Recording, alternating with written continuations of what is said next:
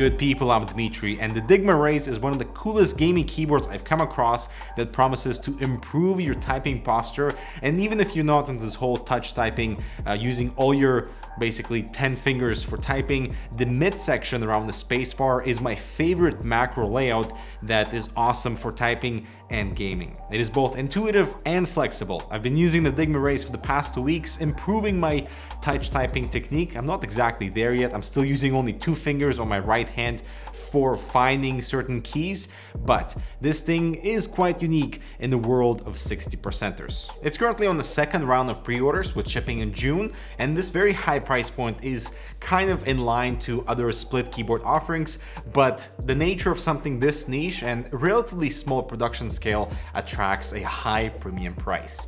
Now, what Dygma tries to achieve here is to improve your posture and typing plus gaming performance with a really interesting team behind the design with history in esports and really wanting to offer an ergonomic gaming solution that doesn't exist yet. So here's my review of the Dygma Raise, a keyboard that feels very well thought out. It might as well be worth the asking price. Say hello to proper airflow with Be Quiet Pure Bass 500DX, a compact mid-tower with a mesh front panel and 3 140mm Pure Wings 2 fans that are silent and capable. Enjoy tasteful ARGB illumination, a Type-C port, and an easy case to work in. Check it out below. Let's start from the beginning, as the keyboard, because of its unique shape, comes in a nice carry pouch with a handle, and it's fairly hard too. We have extra cables to extend the reach of each side, and more on that later. Some stickers, adhesive, and washable wrist pads that match the color of black or silver. And finally, there's a keycap / switch puller and this triangular Type-C module called Neuron that makes the split functionality of this keyboard possible. Dygma calls this the brain of the keyboard, where your profiles are stored, and to my surprise, it is also RGB equipped. It splits the signal to left and right with braided Type-C cables, meaning you have the full flexibility on how far and what angle each keyboard side is positioned, thus promising a more comfortable typing experience. And this means your hands aren't normally crammed into the center of a keyboard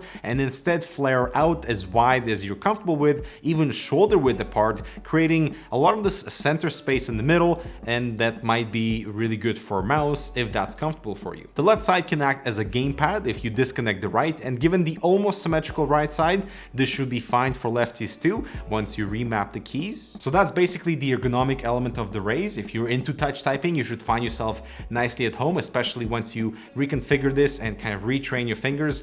And even after 2 weeks, I'm still not 100% there yet. I'm only utilizing 2 of my fingers on the right hand, and my left is perfectly comfortable being in that section. The built-in wrist rest helps to flatten out my wrist, but the same can be achieved with the wrist rest on the regular keyboard once you angle it.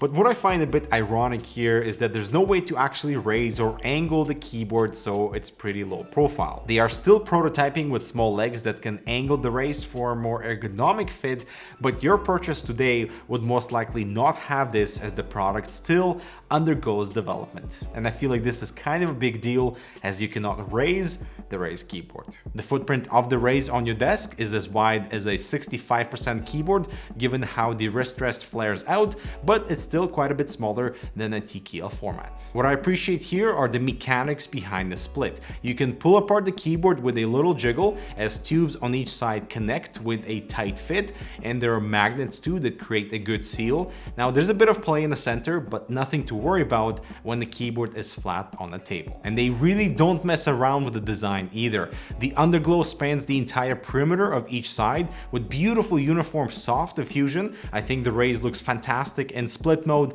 and as a unit. The brushed aluminum plate on the silver keyboard looks awesome. It hides all the finger marks, while the bottom is plastic to allow that model name shine through, making the bottom of the Raise the prettiest keyboard bottom ever. It's not necessary, but the detail is pretty cool. The keycaps here are double shot PBT with a beautiful simple font and a smoother texture that I'm used to with PBT. And of course, we have multiple options for mechanical switches with cherry and kale options available, as the keyboard frame is hot swappable, which is a must for a product of this caliber, letting you customize the keys to exactly what you like. I got the kale copper switches because I love tactiles, and the shorter actuation point at 1.1 millimeters just feel amazing. And since the 60% layout is standard, aside from the spacebar area, you can obviously swap out the keycaps for another set, but let's talk about why that midsection is so special. So for one, instead of just one spacebar, we get 8 separate keys, and the very bottom row is using low profile kill switches for extra ergonomics, so your thumbs can be in charge of all types of additional functions. I will mention to be careful with the keycaps on the low profile switches because